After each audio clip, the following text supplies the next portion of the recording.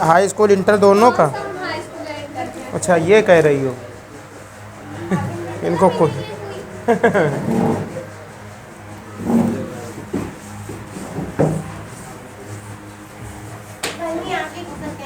को आवाज है ना?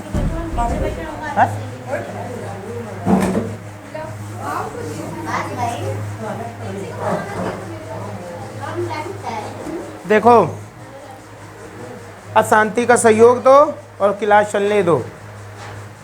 तो हम लोग पढ़ रहे हैं वास्तविक संख्याएं, बोलो ना प्रिंसी। और वास्तविक संख्याएं में हम लोग पढ़ रहे थे 1.2 पढ़ा, 1.3 पढ़ा, उसका बेसिक भी पढ़ा। आज हम लोग पढ़ेंगे 1.3। कहाँ पढ़ेंगे? 1.3 में 4-5 क्वेश्चन है, ज़्यादा है नहीं। आज की क्लास में उसे ऐसा करो कि ख़त्म कर लो, क्योंकि अगर इसे ख़त्म नहीं किया 1.3 तो फिर दिक्कत हो जाएगी। डबल क्लास इसकी मत बनाना, बनाओ तो एक ही क्लास में इसे ख़त्म कर लो। इसमें मात्र 2 क्वेश्चन वेरी वेरी इंपॉर्टेंट, बहुत ज़्यादा इंपॉर्टेंट, हर साल ये रखे ही रहते हैं। आज देखो हाई स्कूल का रिजल्ट आया बढ़िया, जो लड़के मेहनत किए वो बढ़िया नंबर पाएँ, जो नहीं किए वो नहीं पाएंगे। अब अभी कोई फ़ोन नहीं किया, हमने 1-2 बार फ़ोन किया है, जैसे हर्षित ने हमारे पास किया था। वो अपना रिजल्ट नहीं बताने के लिए, सुधांशु का रिजल्ट बताने के लिए कि सुधांशु मैथ में फ़ेल हो गया है उसका बताने के लिए। और उसने भी बताया कि हम पास हो गए, उसका ग्रेस नहीं लगा है। हाई स्कूल में क्या होता है कि एक सब्जेक्ट में फ़ेल हो जाओगे तो उसी सब्जेक्ट में आपको फ़ेल दिखाएगा, लेकिन इंटर में एक सब्जेक्ट में फ़ेल हो गए तो आपको आल में फ़ेल दिखाएगा, पर आप पास रहोगे। हाई स्कूल वाले में अगर एक सब्जेक्ट में फ़ेल हो तब भी आप पास रहोगे, आपका एडमिशन कहीं ना कहीं हो जाएगा। चलो देखते हैं, एक्सरसाइज हमको पढ़नी है 1.3। कौन सी पढ़नी है? इसमें 2 क्वेश्चन वेरी वेरी इंपॉर्टेंट है। इसमें पहला क्वेश्चन होता है, एक √2 का आता है और एक √5 पे। दोनों का प्रोसेस सेम है, या तो ये आता है और या तो ये आता है, दोनों में से कोई एक क्वेश्चन आता ही आता है। समझ रहे हो? सीधा सीधा ये क्वेश्चन बन के आ जाता है कि सिद्ध कीजिए कि √2 एक अपरमेय संख्या है। सिद्ध कीजिए कि √5 एक अपरमेय संख्या है। ये सीधा सीधा क्वेश्चन ऐसे आ जाता है बस। समझ रहे हो? तो एक क्वेश्चन दोनों में से समझ लेंगे, बाकी लगा ले जाओगे अपने आप। और इसका बेसिक वही है जो हम पहले से बेसिक बता रखा है कि परमेय संख्या वो संख्याएं होती हैं जिनको हम P/Q के रूप में लिख सके, जहाँ Q का मान 0 नहीं होना चाहिए, मतलब हर कभी भी 0 नहीं होना चाहिए बस। और दूसरी बात, अपरमेय संख्या को हम लोग परमेय के रूप में नहीं लिख पाएंगे। ठीक है? तो पहला क्वेश्चन देखो, क्वेश्चन लिखा है आप लोगों की बुक में, सिद्ध कीजिए कि √5 है कि √2 है? √5 एक अपरमेय संख्या है। तो इसे लिखने का तरीका देखो, थोड़ा तरीका लंबा है लेकिन है सिंपल। जैसे जैसे हम करते हैं वैसे करते जाओगे तो दिक्कत नहीं होगी। क्या लिखेंगे? ध्यान देना, लिखा रहेगा कि √5 सिद्ध कीजिए कि √5 एक अपरमेय संख्या है। तो लिखेंगे हल हल, सॉल्यूशन हम लिखेंगे क्या? ध्यान देना, लिखेंगे माना √5 एक परमेय संख्या है, जबकि हमको अपरमेय सिद्ध करना है। बोलना नहीं, अभी थोड़ी देर समझ लो तब। माना √5 एक परमेय संख्या है, परिमेय संख्या है, जो दिए गए के विपरीत है, जो दिए गए के विपरीत है, विपरीत है। दिए गए के क्या है? विपरीत है। अगर ये दिए गए के विपरीत का मतलब समझ रहे हो, दिया तो √5 एक अपरमेय है और हमने माना क्या है? इसका मतलब जो दिया था उसके विपरीत हमने माना है। मान लिया कि √5 एक परमेय संख्या है जो दिए गए के विपरीत है। बात यहाँ तक सही है? अब ध्यान देना, अगर ये √5 एक परमेय संख्या है तो इसको हम मतलब इसको P/Q के रूप में लिख सकते हैं। तो p बटे के रूप में ऐसे लिखेंगे कि जो √5 है उसको हम p बटे q के रूप में लिख सकते हैं। भाई √5 को क्या लिख दिया, p बटे q के रूप में लिख दिया है। लिखेंगे जहाँ q does not equal to, मतलब यहाँ पे q जो 0 हमारा नहीं है। एक ब्रैकेट में और बात लिखेंगे, क्या लिखेंगे, जहाँ q does not equal to 0, और यहीं पे लिख देते हैं। बात समझना, दोनों के लिए बहुत इंपॉर्टेंट क्वेश्चन है भैया। दोनों क्वेश्चन में दोनों में से कोई एक आता ही आता है, ये समझ के चलो, पेपर में रखा है ये। जहाँ q does not equal to 0 और p और q सहअभाज्य पूर्णांक है। p और q सहअभाज्य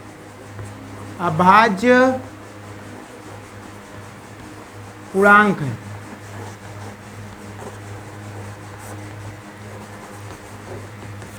मतलब इनका मासा जो निकाला जाएगा वो कुछ ना कुछ आ जाएगा। अगर ये p और q सहअभाज्य पूर्णांक है, पूर्णांक का मतलब कोई नंबर है, कोई परफेक्ट नंबर है, प्लस में हो या माइनस में हो, लेकिन कोई पूर्णांक है, जैसे 10, 20, 5, 6, 7, 8, ये सब नंबर हमारे क्या होते हैं, पूर्णांक होते हैं। तो जहाँ q does not equal to 0 और p और q सहअभाज्य पूर्णांक है। इसके बाद हम लोग क्या करेंगे, जब ये लिख लेंगे हम लोग, जब ये चीज़ हम लोग लिख लेंगे, फिर लिखेंगे, क्या लिखेंगे, दोनों पक्षों का वर्ग करने पर। क्या लिखेंगे, दोनों पक्षों का वर्ग करने पर। या तो इसको ऐसे पहले कर लो, क्यों भाग में इधर आएगा तो क्या हो जाएगा, गुणे में, तो √5q is equal to p, ऐसा लिख सकते हैं ना, बोलो। तो p बराबर का लिख सकते हैं √5q, बोलो। मैंने वही कर दिया, चाहे इसको इस तरह लिखो चाहे इस तरह लिखो, दोनों का मतलब सेम है, बोलो। अब लिखेंगे दोनों पक्षों का वर्ग करने पर। क्या लिखेंगे, दोनों पक्षों का वर्ग करने पर, वर्ग करने पर। अगर वर्ग लिखेंगे तो इसका मतलब हमको स्क्वायर चढ़ाना होगा, बोलो, सही है। अब इसके स्क्वायर से दोनों पे चलेगा, तो p स्क्वायर बराबर √5 का स्क्वायर इंटू q का स्क्वायर, स्क्वायर से अंडर रूट क्या होगा, तो p स्क्वायर बराबर हमारे पास कितना आ गया, 5q स्क्वायर। इतना छापो, फिर बताया दे आगे, सुंदर सुंदर लिखो।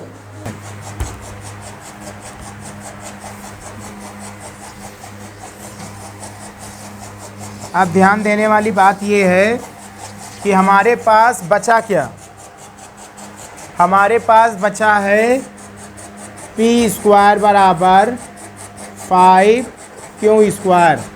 बोलो, इसे बंद करो, आवाज़ बहुत ज़्यादा आवाज़ आ रही थी, अब ठीक है। तो p स्क्वायर बराबर 5q स्क्वायर, ठीक है।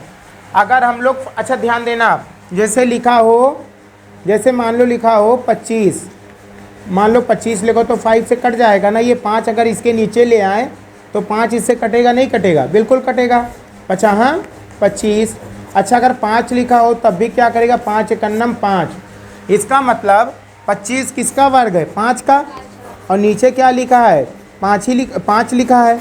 इसका मतलब अगर 5 हम लोग नीचे, इसके नीचे लेके आते हैं तो ये नंबर क्या करेगा, ऊपर वाले नंबर को हमेशा ये क्या करेगा, डिवाइड कर देगा, विभाजित कर देगा, अर्थात भाज्य कर देगा। सही है।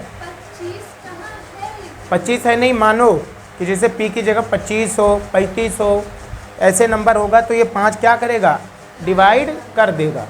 समझ रहे हो। अगर ये डिवाइड कर देगा तो इसका मतलब ये हुआ, इसका क्या मतलब हुआ, ध्यान देना। इसका मतलब हम लोग कह सकते हैं कि जो 5 है वो p स्क्वायर का, तो देखो उधर सोवत है गधा कहीं का, लिखेंगे, ध्यान देना, चूंकि हम जानते हैं कि p स्क्वायर 5 से विभाजित है, विभाज्य है, इसलिए P भी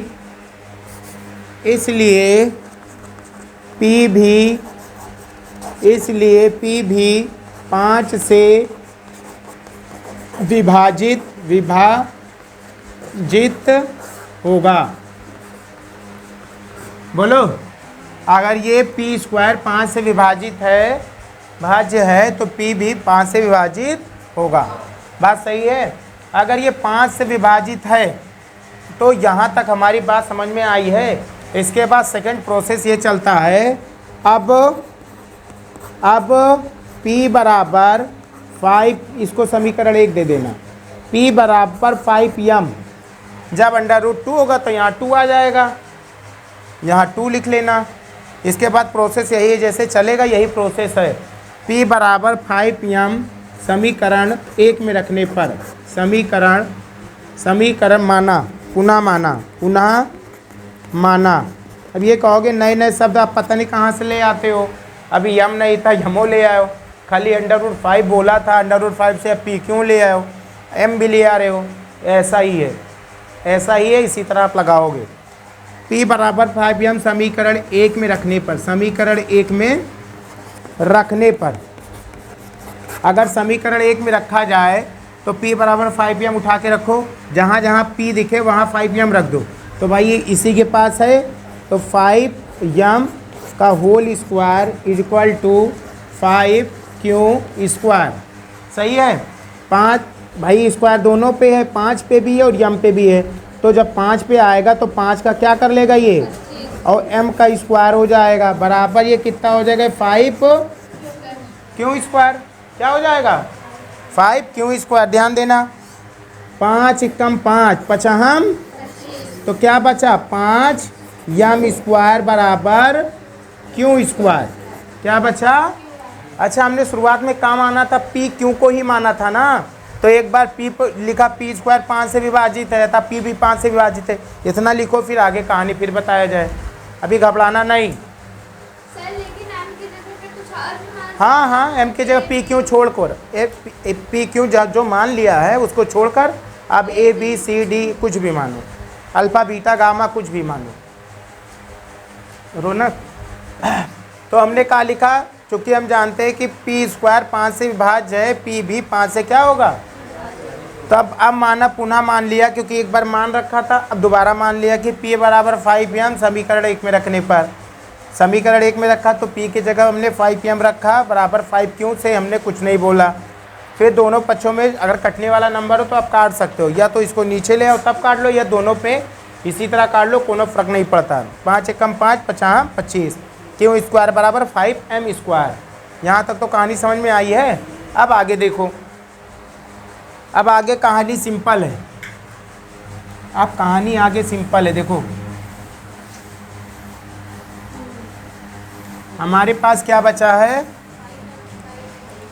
हमारे पास बचा है 5m square equal to q square. इसको अगर हम लोग सीधा कर लें, q स्क्वायर बराबर 5m स्क्वायर, फिर 5 को इधर लाएंगे तो क्यों कुछ ना कुछ नंबर होगा, क्योंकि परमय नंबर मान रखा है तो ये कुछ ना कुछ काटेगा। एक पूर्णांक नंबर है, वहाँ पूर्णांक भी लिखा है, तो पूर्णांक नंबर होगा तो कुछ ना कुछ काट लेगा, कुछ ना कुछ आ जाएगा। ये जब भी यहाँ पे क्यों कुछ भी होगा तो 5 का मल्टीपल ही होगा, जैसे 5, 25, 15, मतलब 5 के पहाड़ा ही होगा यहाँ पे। 5 दूनी 10 पाते 15 चौके 20, मतलब कुछ ना कुछ ये होगा ही होगा। लेकिन ये अभी 12, 13, 14 ये क्यों नहीं हो सकता, क्योंकि ये 5 का मल्टीपल मैंने मान रखा है यहाँ पे। तो पी और क्यों जो भी होंगे वो 5 का मल्टीपल होगा यहाँ पे, समझ रहे हो। तो फिर वही लिखेंगे, चूँकि क्यू स्क्वायर 5 से भाज्य है या विभाजित है, भाज्य है, इसलिए क्यों भी 5 से विभाजित होगा।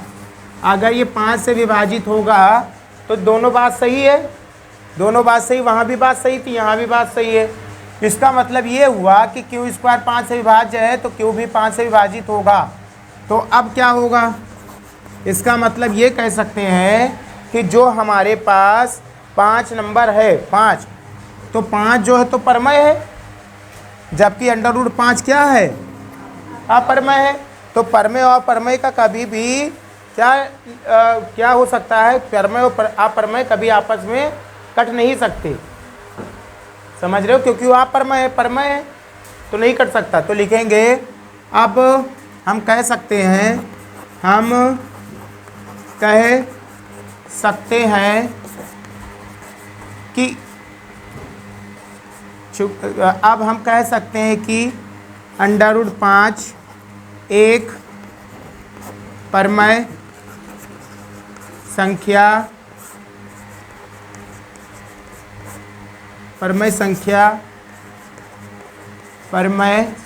नहीं है। √5 एक परमय संख्या नहीं है, ये अपरमय संख्या है, ये